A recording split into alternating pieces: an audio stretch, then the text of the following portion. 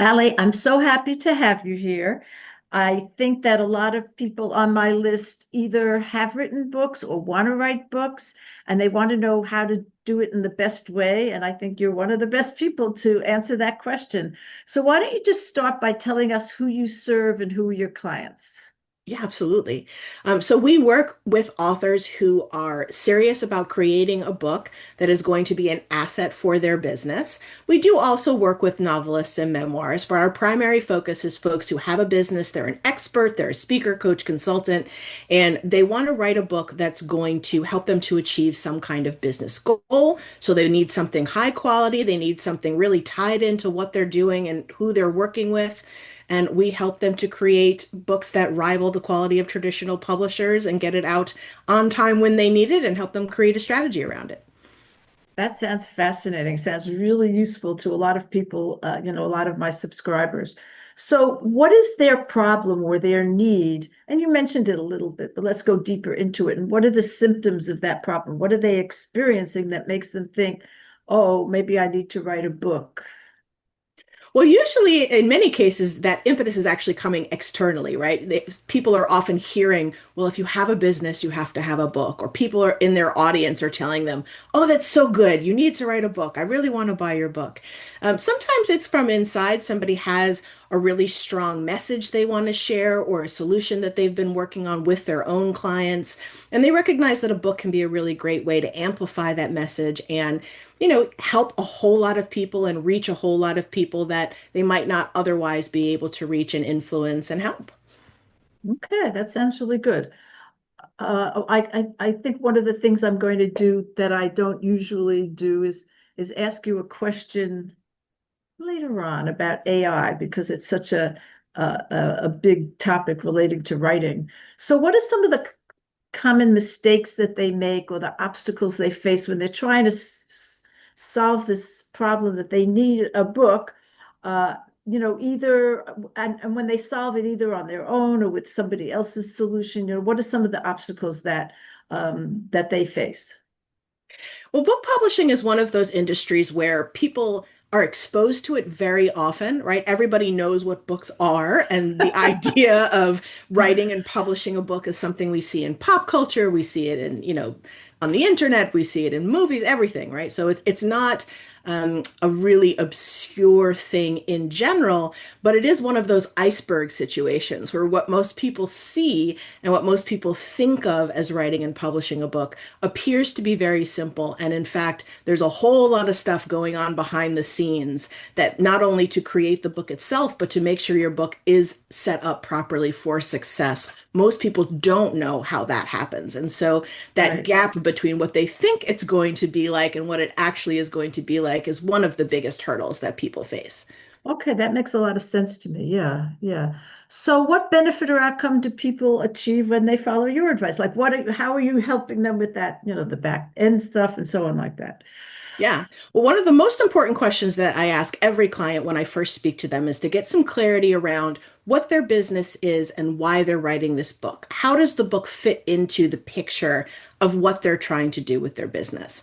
And because a lot of people are writing books because they've just been told they need to, or people have begged them to, and they didn't really fully understand everything that goes on behind the scenes, they come to us with, an idea of a book, or maybe they do think they're very clear. But when I ask that question, those connections are not always clear. So that's one of the most important things we do for clients.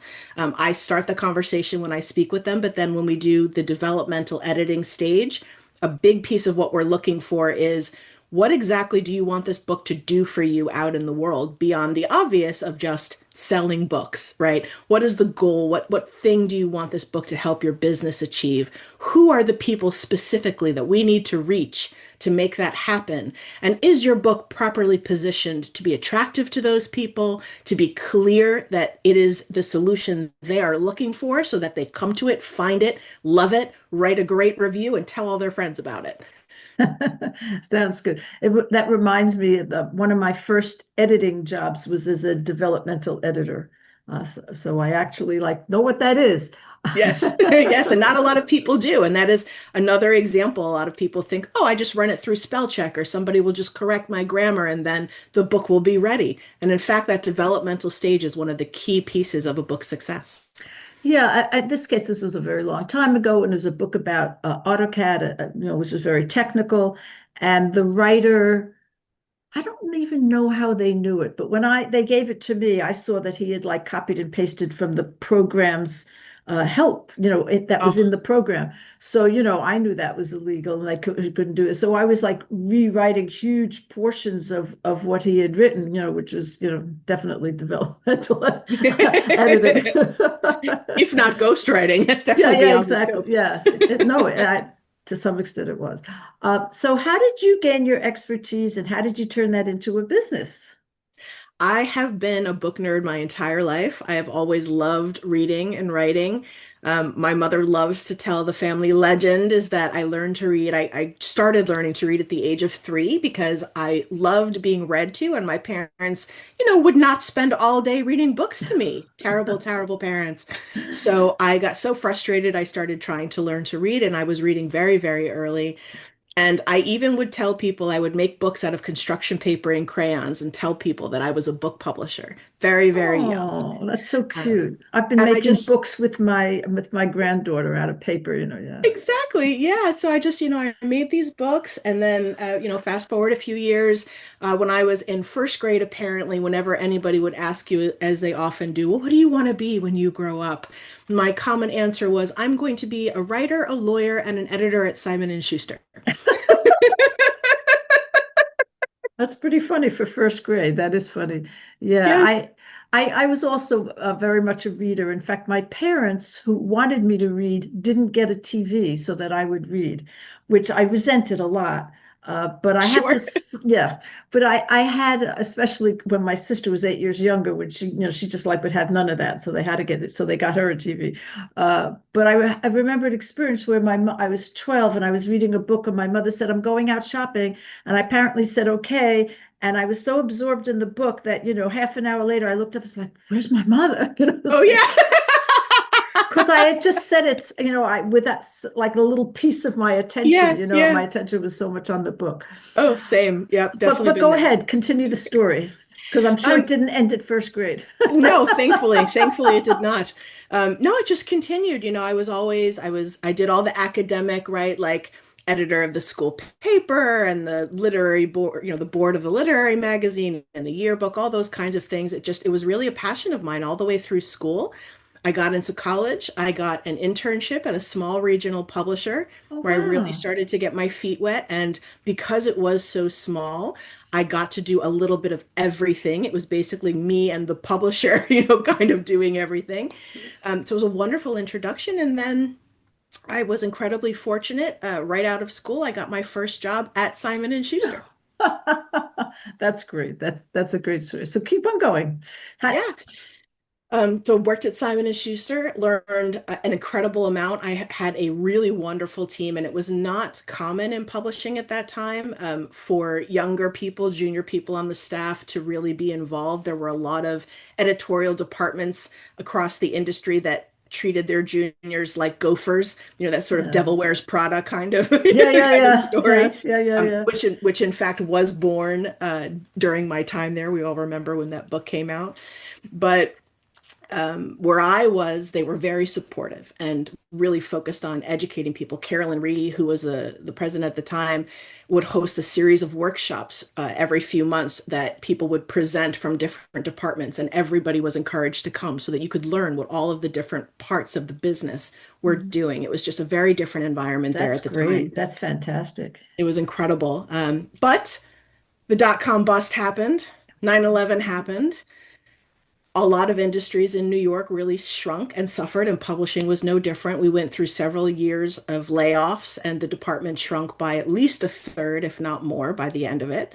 And a lot of us found ourselves really overburdened. I was still a junior editor, but they had gotten rid of all of the intermediate positions. And so we were all Mm. inheriting the books of the people who were leaving, with, of course, no change in compensation. And it was just very, very burdensome.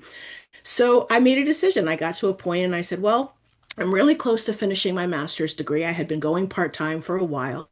I've been getting freelance opportunities I didn't have time to take advantage of. And I thought, well, I'll finish my degree, I'll do some freelancing. Maybe in a year when I'm done, I'll come back and things will have shaken out a little bit and settled, from all of this trauma and all this crazy stuff going on. Mhm. And the thing is I loved freelancing and working directly with the authors so much that I never went back. Did a lot of work on my own. I was a ghostwriter. I was a book doctor for most of the major houses. I wrote Spark Notes for Barnes and Noble. If anybody remembers those, they were the Cliff Notes of Barnes and Noble. So I did, a little bit of everything. And then fast forward several years, I started to build the Writer's Ally. Self-publishing had become a real viable thing. Print on demand technology became available, ebooks became available. And I really saw an opportunity to help more authors who were being really badly taken advantage of. There were a lot of scams coming up, vanity Mm. publishers, people who were Oh, uh-huh. promising the moon for, giving very little in return. And I just thought, well, I can create a group where if people come because they trust me and they know me, they can transfer that trust to other people who are on my team, and I can provide all the services that they need to properly self-publish a book or put together packages to try and get traditionally published without having to go to 15 different freelancers on their own. I could build the team and sort of be a one-stop shop, and that become the writer ally. Excellent. That's a great story. I love it. Thanks for Thank you. going through it. Okay, so going to my next question. So I'm looking for a tip to give my people some high impact tip that they can implement that will help them solve the problem of getting a book published. Well, the first question is this question that I ask them, right? What is it precisely you want that book to do? A lot of people, like I said, they start writing a book just because they think they need a book or they want a book or they have an idea. At some point, you need to get strategic and you really need to get clear about exactly what you're going to do with that book because that's going to inform the content of the book. It might inform how you publish the book. If you are planning to do a lot of live speaking, for example, and you're debating about format, you're going to want to have a print book as well as an ebook because they're easier to sell in the back of the room at a live Right. event, Hand them right? out. Yeah. Exactly. So you want to think through those questions. What exactly do you want this book to do for you? And then the next step is it's backwards engineering. Like I mentioned earlier, who are the people precisely that you need to get this book in front of in order to achieve that goal? And sometimes it's not obvious. Sometimes it's the clients, and hopefully there's an overlap with the people you're already serving, right? It's sort of be in the same world. But sometimes it's not. For example, if you are somebody who wants to be speaking and be on big stages and be keynote speaking, to some extent, the audience of that book is also including the event organizers, the people you're Yes. going to send that book to in order to get yourself on the stage, right? So that's a different audience that you need to think about as opposed to just your average reader. So, what is it you want the book to do?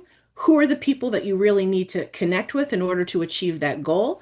And what do those people really need? A lot of people write a book coming from a place of what they want to say, and that's Yeah, yes, normal. yes, yes. I teach people that in terms of business in general. So yes, very good. Absolutely. It's exactly the same principle. A book is a product, right? It's content, just like anything Right. else you create in Right. business.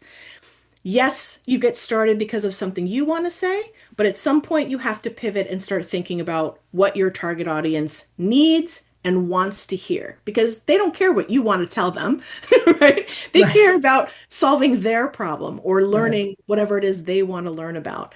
And if you aren't clear about that, you can't make that connection and bridge between what you're trying to say and what they really actually want to hear or want to know about so that you can create something they're actually going to buy and read. Right. I sometimes talk to people about a pain point versus problem. Like, you know what their problem is, but they don't necessarily know what the problem is. They know what's hurting them. So an example would be, if you think that leaky gut is the cause of some of their digestive problems, but they've never heard of it. So if you Right. start saying, I have a solution for leaky gut, that's not going to reach people because they don't know that that's what they have. They know the symptoms, that kind of thing. And That's so, right. and, Exactly. and that, yes, that applies across any type of content that you're doing. So, Yeah, okay. absolutely. So basically the tip is that they should ask themselves those questions. And I think, it'd be good to kind of write it down and list things out and so on like that to get really, really clear on it. Allie, So AI has kind of overtaken the world, and it's a big deal in terms of writing because that was really the first thing that it did. So I wanted to ask you what place you think AI has in writing a book. Absolutely, this is a great question. I think this is the question sort of roiling the book publishing and writing Yeah. industry right now. Everybody's talking about it. And I think, at least for me, and for I think a lot of people right now, we recognize that AI can be an incredibly useful tool. We talk about the difference between assistive AI and generative AI. Mhm. Assistive AI, everything from your most basic, running Grammarly or grammar type tools to actually sitting down with ChatGPT and using it as a brainstorming partner, using it to help you research, using it to help you structure your ideas or create an outline. Even to take, we have a client, for example, who is a native Spanish speaker. Mm. She's very fluent in English. She's written numerous books, but every once in a while she has trouble translating what's in her head into English. And so she'll write something the best that she can, and she'll let AI kind of help her to pretty it up and help her get closer to what she really meant. So there are lots of ways in which AI, I think, is incredibly helpful for writers. The problem is when you cross that line into generative AI. Mhm. When you sit down to AI and you say, write me a 40,000 word mystery thriller, write me a 50,000 word book on marketing. Yeah, And yeah, of course, it is capable of spitting out 50,000 words, but that does not mean what it's giving you is actually anything close to resembling a good book, yeah. right? Right, right. And that's what I think people really need to know that yes, it is capable of spitting out words and making it look like it's written a book for you, but it is not good at creating quality content. It's sort of that situation of garbage in, garbage out, right? Mm. Input, output. If you don't already have that information in your head, if it's not something you don't already know about, AI is not going to do a good job in creating content, and you're not going to have the experience and the knowledge that you need to catch the things that it's saying that are wrong, or even not just wrong, but just badly written or repetitive or, having Yeah. a general lack of structure. So that's where we really need to be careful. That's where we're seeing the most fear, I would say, nervousness around. Amazon is flagging projects that they think have been written by AI. Publishers increasingly have clauses in their contracts asking writers to disclose whether or not they've used AI to write parts of the book. And the real secret sort of background risk, we were talking about this off camera, this Anthropic case, is that Yes. AI tools have generally been programmed on stealing other people's work, to be blunt about it. And there have been a few documented cases already where people who used AI to write parts of their book accidentally plagiarized because Right. they weren't aware that the AI was essentially just spitting out content stolen from somebody else's work. And so that material then made it into their book and they weren't aware of it. And that's what publishers in particular are really afraid Oh, I of. They can don't want to imagine. be Yeah. accidentally publishing Right. books that are riddled with stolen content. And certainly writers shouldn't want that either. So these are all the things that we're wrestling with right now. Great. Thank you. Okay. So do you have a resource for us that I can share with my people? I do absolutely related to these questions we're talking about. I have a great short, it's about 30-minute webinar. It's called Don't Write the Wrong Book. And Oh, it is a short training precisely to walk people through a 5-step process of how to think about the book that you're planning to write, the nonfiction book you're planning to write. It talks about what does it mean to write the right book? How do you avoid writing the wrong book? And then through that 5-step process, what might be the right book for you right now? And they can get that at offers.thewritersally.com/ change the world marketing. okay. We'll have that below the video for people so they can just click and get to it. Are there any other questions that I didn't ask that you think I should have asked? Anything else you'd like to share? One last thing. There are always people telling other people that they should write books. And sometimes those people don't know what they're talking about. So, on the one hand, yes, I absolutely believe a book is incredibly powerful for a lot of people, and there are a lot of doors that a really great book can open for you. But it's also true that a book is not always the right tool for the job, which is why you ask those questions about what it is you want to accomplish in your business first, because a book is not always the answer. And sometimes maybe a book is great for your business, but it might not be the right move right now. There might be other things you need to focus on first, like generating income, for example. Yeah. book can create lots of opportunities, but if you have a new business and you're still struggling to create income, a book is not the best place to put your time and energy. Yeah, that makes a lot of sense to me. And I think another way of looking at it is even if a book is a good thing, I think people often, I'm glad you're saying what you're saying, because a lot of people who help people with books kind of say, this will solve your problem, this will build your business, and this will be this is the solution to everything, all of your problems. And it rarely is. I think it's usually a compliment. You still have to have the business, and you have to, Absolutely. that has to be underpinning. And then it's really one channel of marketing, That's but right. there are others as well. And so I think that that's really good. Okay, Ali, thank you so much. This has been really, really helpful. And I will encourage people to click that link and watch that webinar and see if a book is right for them. Great. Thanks so much for having me, Ellen.